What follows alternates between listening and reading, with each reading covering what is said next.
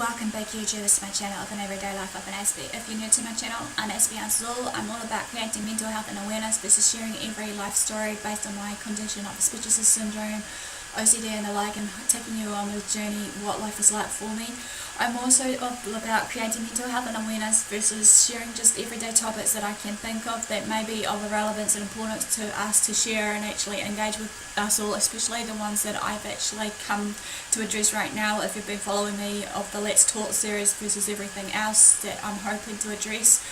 I'm hoping also, besides this Let's Talk series, that will be broken down to all these important issues based on education, special needs, education, housing, employment versus basically maybe problems with alcohol and just everyday other topics that will come into face of it all, hopefully based on my experiences and knowledge and know-how, based also versus on some of the research that may be in there, hopefully.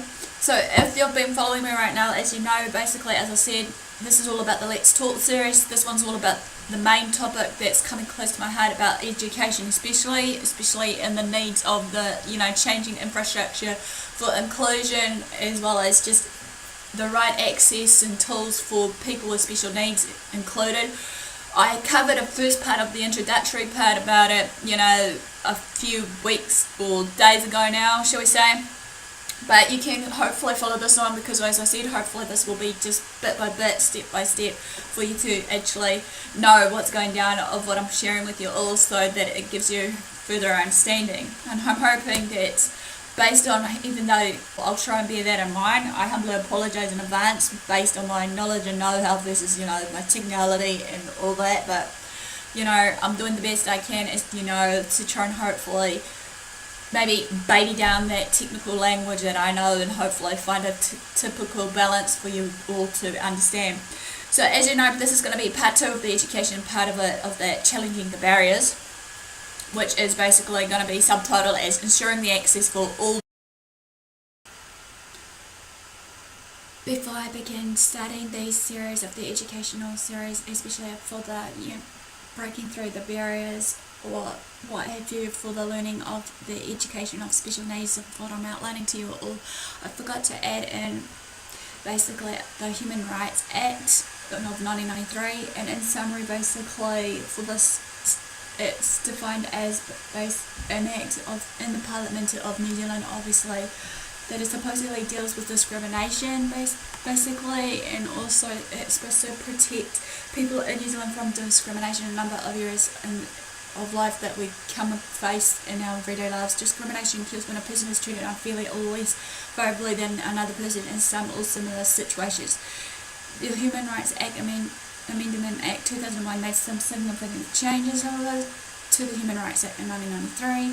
They would break it down into 8 parts, but the one that I'm looking at basically after my research, basically this was basically an amendment of the Race Relations Act in 1971 and the Human Rights Commission Act in 1977.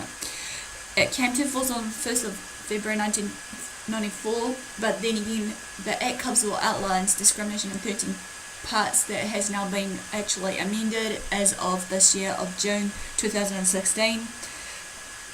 And the Act covers or outlines 13 parts of this, which are as follows. Number 1, sex, including pregnancy or marriage. Number 2, material status. Number 3, religious beliefs. Number 4, ethical beliefs. Number 5, colour. 6, race. 7, ethnic or national origins. 8, disability. 9, age. 10, political opinion. 11, employment status. 12, family status. And last but not least, 13, sexual orientation.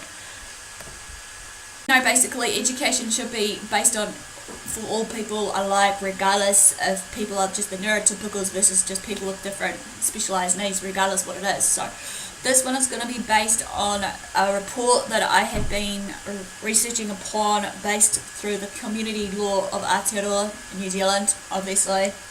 And hopefully some of this will be broken down to understand a bit further, even if it means breaking down to maybe 2-3 extra parts, so that I don't push for time. But if you want to know what Youth Law Aotearoa is all about, from what I can gather, basically it's a community law centre that's based in New Zealand, obviously, that provides free legal services to and on behalf of people with, or shall we say, young people and children with special needs, especially basically through the services, though they have experienced significant barriers of children with learning disabilities or just disabilities in general that they face from time to time, especially when it comes down to meaningful education. However, basically on the way of how we go about, of the mainstream education especially, basically, as well as also, like with this report they've written up, what I'm going to try to hopefully break it down from my understanding of it all, that they've highlighted a huge range of, issues that they've identified within the few years of these barriers that are, in the education system for people with special needs, especially to advocate, as well as for the people to know the recommendations, however, to hopefully maybe reform and actually reintroduce something that will need to be done, obviously, even though we should all work together regardless of the government, Ministry of Health and everything else that puts together into this group that needs to be, helping to make things better for everyone. The barriers, obviously, that they have actually found out, obviously, with the children with education that obviously face every day is included in the following. That number one, they're not being allowed to be enrolled in their own local schools regardless of the area they're in. Maybe there's a specialised zone that they have to, be in a form of township versus, just sort of mainstream of schools, basically, of the academic levels of, what they can and can't do. I've learned basically sometimes some of the children with learning special needs obviously also have been excluded in certain extracurricular activities based on the high needs.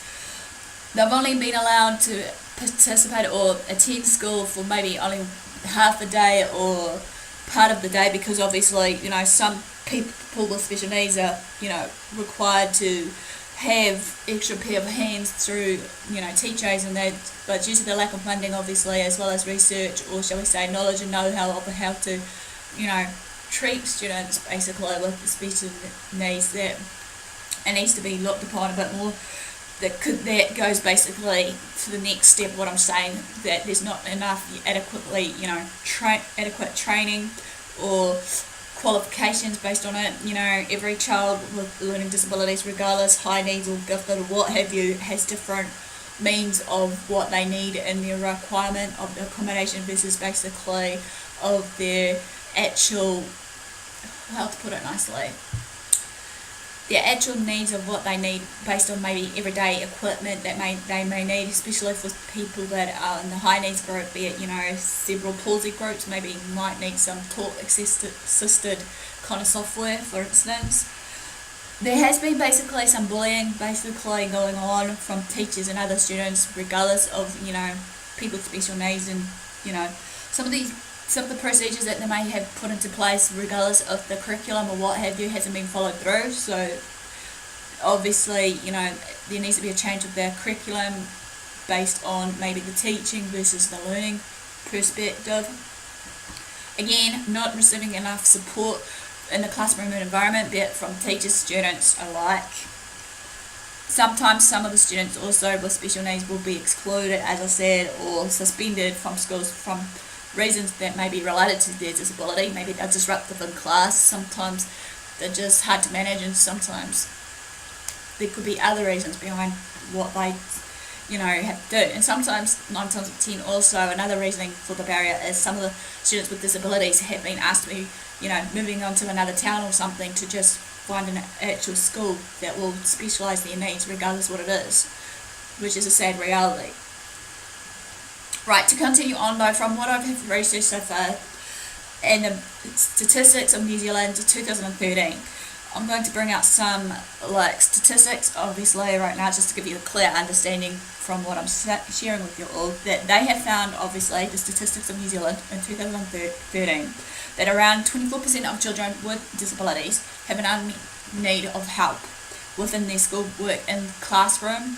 About 13% of those have an unmet need for special equipment to help with their everyday needs or learning styles, regardless what they are. And about 28% has the unmet need for adaptive learning classroom materials, regardless what it may be. The survey also found that, however, because of their disability, around 20% of the child with a disability, however, had their schooling interrupted for a long period of time. 11% have had to change schools. 3%, however, had to live away from home to go to a school. And 19% have difficulty attending school for a whole day, regardless whatever means of what have you. Okay, the issues that are clearly addressed, obviously, I'm going to bring out, and hopefully in the next piece will be the recommendations on this part 2 of it, is the lack of guidance and procedural framework for education system or support network. What I mean here is the current education system, however, as we know, doesn't encourage a broad range of, education for students with disabilities that can thrive within and succeed while learning anything that's available for them, regardless of what it may be, as I just clearly addressed, of the educational needs to be met on the accommodation versus maybe some sort of learning tools or what have you, But then again, there has been no formalised system that has been put into place to determine the needs of certain students with disabilities, however, which means there's inconsistency all the way through.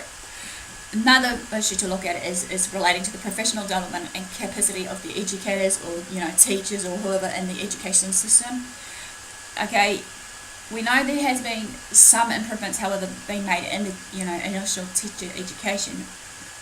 Yet today there are still no compulsory courses on supporting students with special needs. There may have been a few years back, I don't know from memory that there has been certain specialised courses for people with specialised needs, but then again they have been reforming some classes basically with children with special needs regardless of what it is, and hopefully just remove them from that classroom setting of the mainstream school and put them into there, however, also. Basically also with this though, however, programs has generally lacked in the skill based on content and practical placements do not always have the adequate mentoring system put in place. Educators still often lack the training experience in supporting students with disabilities due to underinvestment.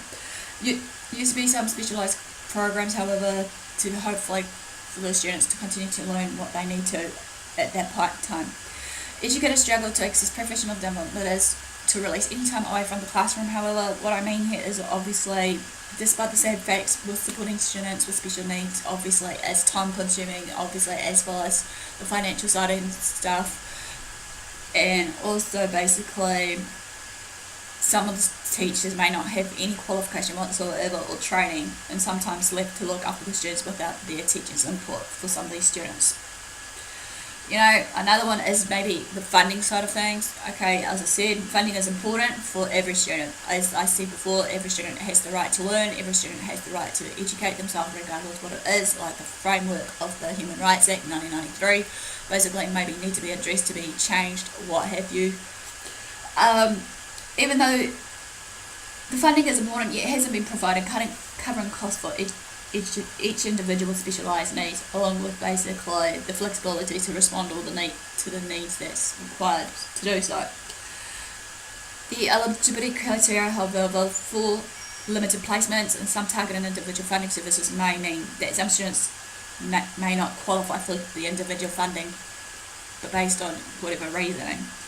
Obviously, high risk of stress versus basically onto the lower and moderate needs for funding, as these types of funding are expected to be picked up from the slack of of the teachers or whatever it may be. Most of us that needs it the most obviously need more funding, however, regardless what it is, be it schools, be it specialised programs versus specialists that the students may need to go to.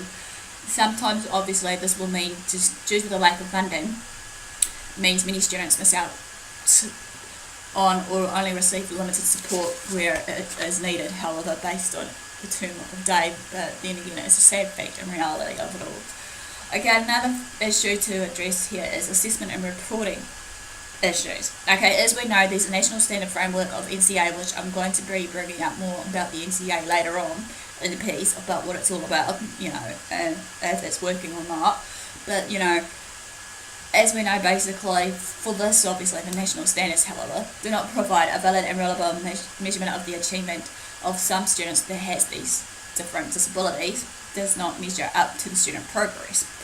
This will mean, however, it can be hard to track the effectiveness of learning support for students, as some families do not get enough information of the progress from the child's learning and what have you. Different schools in New Zealand, however, may use different forms of means for internally accessed programs or what have you, curriculum, to actually track the students' progress, whatever it may be, especially in some mainstream schools, as well.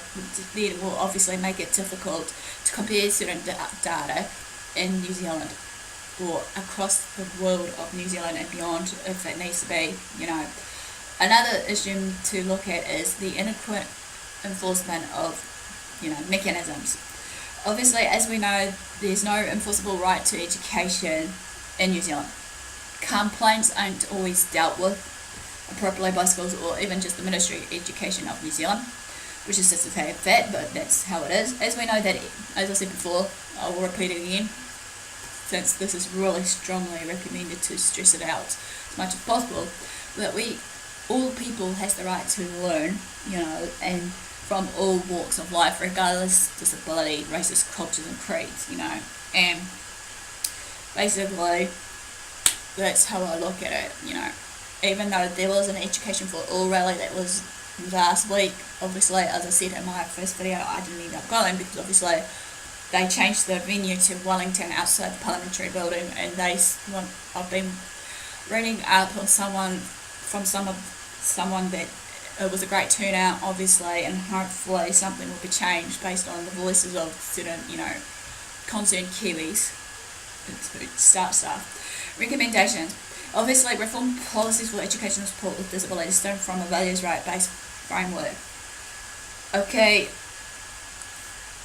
for this though, however, there needs to be a change in this legislative framework due to amendments on it. The purpose of the report or support in education that is needed for all students with disabilities, in line with the international law of the Human Rights Act that has been introduced in 1993. Basically, there needs to be a clarity of the definition of inclusion education, because obviously, as I said before, being included in education for all is important, obviously, especially the role of specialised schools. Code of practice outlining procedural protections for the support and education for students with disabilities is needing to be put in place. Maybe there needs to be a bit more promoting of opportunities for teachers to learn and become skilled in using some of these systems and more, and especially, obviously, in the way of teaching students, regardless what it may be, of their learning needs and what have you. Professional development and capacity, obviously, for the learners or educators. Excuse me. Increased focus within initial teacher education on practical skills-based learning. That's the number one. Depicted comparative cost components in relation to supporting moderate and high needs learners. Strengthen processes around protecting supervision and ensure access with the practical placements. Strengthen processes around beginning teacher induction and ongoing monitoring for established teachers, regardless what it may be, And the list goes on. Sometimes we need to know that we need that help regardless as well, Obviously also there has been funding support services that needs to be addressed of the changes, increase our professional funding to allow schools the capacity to engage in the newly announced Ministry of Education delivering model, as well as the processes we are putting forward in this report. Obviously, what I mean by we is the community law, basically from what they have learned and actually research on their own. Additional learning support. Okay, as I said before, obviously there has been some changes of basically certain terminologies, which is really, really, really annoying, basically, on some bits and pieces. So, obviously they think that they need to rename the special education grant to maybe additional learning support. Greater funding to be put into this grant, however, because as we know, there needs to be a certain amount. Create a cap on additional learning support above which schools aren't expected to spend. Schools with a disproportionate amount of students with additional learning needs can be approached by the Ministry of Education for additional, learning support funding, regardless what it may be. Schools are required to keep a basic record of how additional learning support money is being spent in students which are receiving additional support. Okay, is obviously important, but the list goes on, obviously, as we know how it goes about it, of this education sector, especially for people with special needs. But also, just to bear in mind before I end this though, as I said, there has been some key terms and definitions that has been interchanged for so long, and there are reasons why have gone through a number of, evolutions and meaningful, ways of actually being correctly polite for the ones that are, used based on their understanding and experience of these terms. Obviously, for starters, the term of disability has been interchanged so much by researchers and everybody else. But in this report, however, based on what the community law of Aotearoa defines it as, is used to describe a relationship between a person and the environment which limits their participation in that environment in some way.